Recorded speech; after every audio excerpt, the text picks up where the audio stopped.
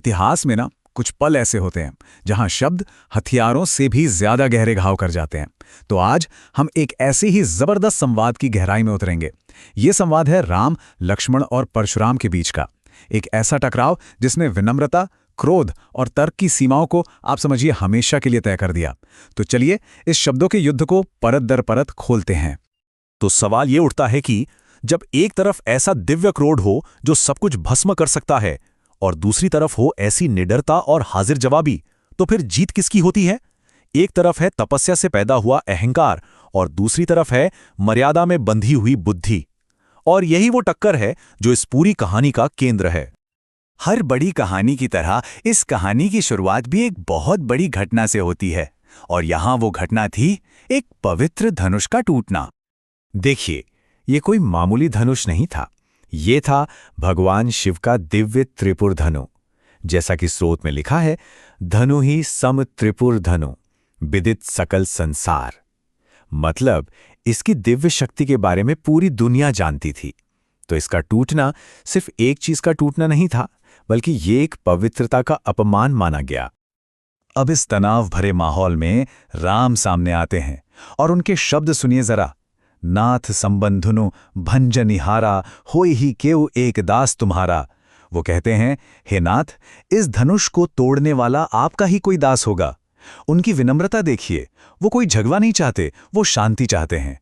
ये राम के मर्यादा पुरुषोत्तम होने का पहला संकेत है, जहां इतनी शक्ति होने के बावजूद वो विनम्रता का रास्ता चुनते हैं। और बस तभी उस सभा की शांति को चीरता हुआ प्रवेश होता है क्रोध के जीते जागते स्वरूप ऋषि परशुराम का। राम की विनम्रता के जवाब में परशुराम क्या कहते हैं? वो सीधे सीधे युद्ध का ऐलान कर देते हैं। कहते हैं, सुनो राम, जेह शिवधनु तोरा, सहस्र बाहु सम सो रिपु मोरा। यानी सुनो राम, जिसने भी ये शिवधनुष तोड़ा है वो सहस्र बाहु की तरह मेरा दुश्मन है।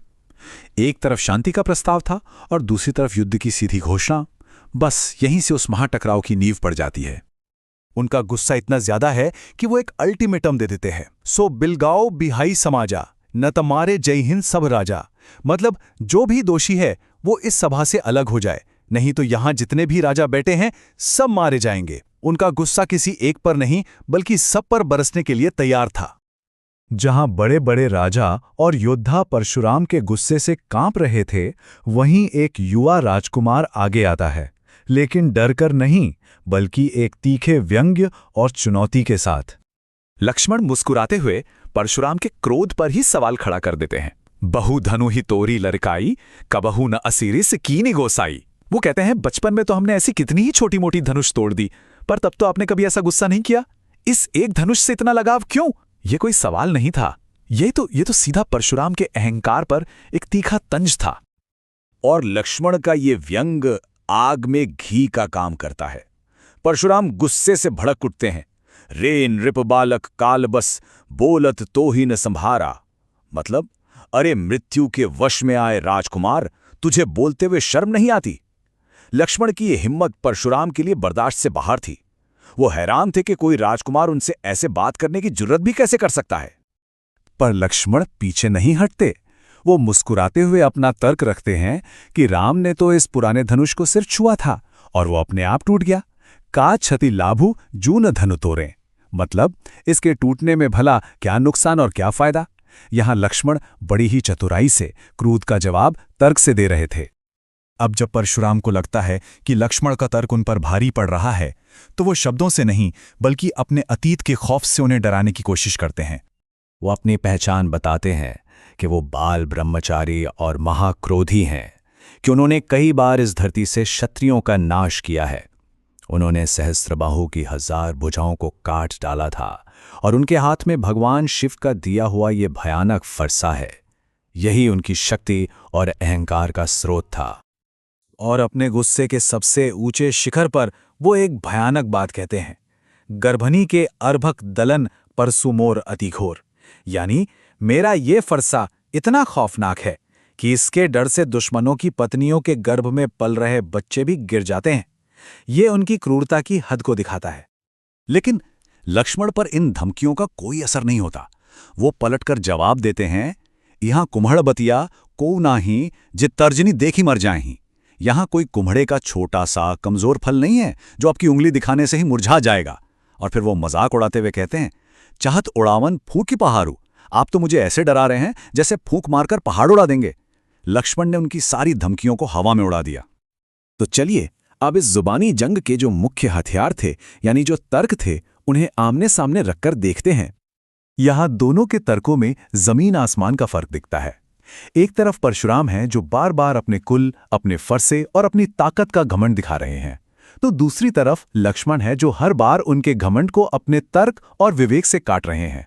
जैसे जब परशुराम अपने फरसे का डर दिखाते हैं तो लक्ष्मण कहते हैं कि आपके तो शब्द ही करोड़ों वज्र जैसे हैं, आपको हथियार की क्या जरूरत। ये अहंकार और बुद्धि की सीधी टक्कर थी। तो इस पुराने लेकिन बेहद ज्वलन संवाद से आज हम क्या सीख सकते हैं? ये संवाद हमें संघर्ष का एक बहुत बड़ा सबक सिखाता है। ये दिखाता है कि कैसे बिना लगाम का गुस्सा एक शांत और संयमित बुद्धि के सामने हमेशा छोटा पड़ जाता है। ये हमें विरासत में मिली ताकत और अपने कर्मों से कमाई गई वीरता के बीच का फर्क भी समझाता है। और शायद यही वजह है कि ये कहानी आज भी उतनी ही सच्ची और जरूरी लगती है। और आखिर में ये कहानी हमें एक बहुत गहरे सवाल के साथ छोड़ जाती है कि किसी भी लड़ाई में असल में ज्यादा ताकतवर क्या होता है, कोई पौराणिक हथियार या फिर एक सही समय पर सही तरीके से कहा गया सोचा समझा शब्द। इस पर विचार जरूर कीजिएगा। नमस्कार दोस्तों, आप देख रहे हैं बी उज्ज्वल क्लासेस। अगर line by line explanation PDF बिल्कुल फ्री चाहिए तो देर मत कीजिए, अभी हमें हमारे व्हाट्सएप नंबर पर मैसेज कीजिए और पीडीएफ तुरंत पाइए। बी उज्ज्वल क्लासेस, पढ़ाई अब होगी और भी आसान।